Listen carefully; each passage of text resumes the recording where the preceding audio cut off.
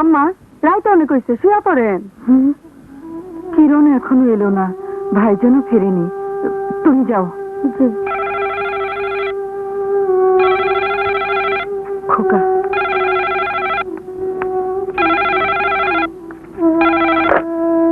Hello hello.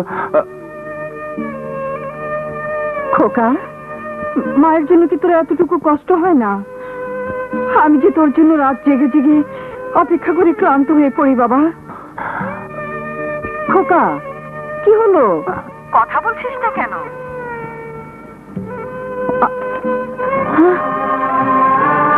সুলতান, আমার মানিক, তুই আমাকে ভুল বুঝেছিস খোকা। তোকে তোকে আমি ছুড়ে ফেলে দেইনি বড় খোকা। আমার মানিক, ওরে, কোন মা তার সন্তানকে ফেলে দিতে পারে না।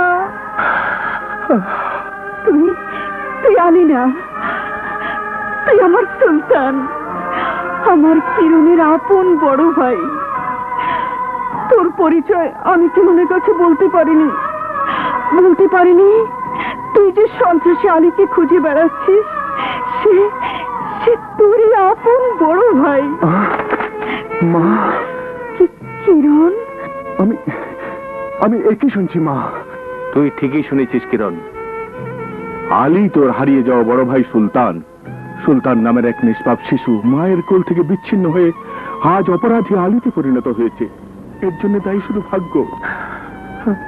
আমি জানি কিরণ, আইন আর অপরাধ একসাথে চলতে পারে না, কিন্তু আইন অপরাধকে সংশোধন করতে পারে।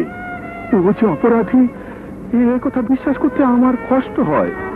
জানিস কিরণ, সেদিন আলী নিজের রক্ত দিয়ে রাবেয়াকে বাঁচিয়ে তুলেছিল। মা, মা,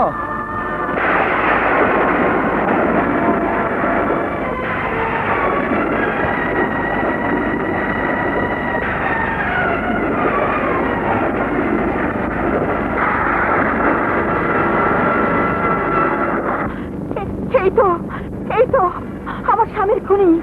এ কি বলছো মা? এ তো চেয়ারম্যান বাকারুল্লাহর ছবি, এখানকার ইলেকশন ক্যান্ডিডেট। না না, ও বাকুগুন্ডা।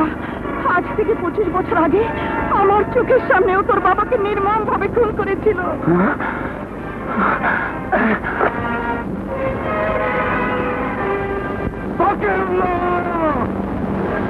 বোনেরা, আসুন। আপনারা জানেন এই এলাকা থেকে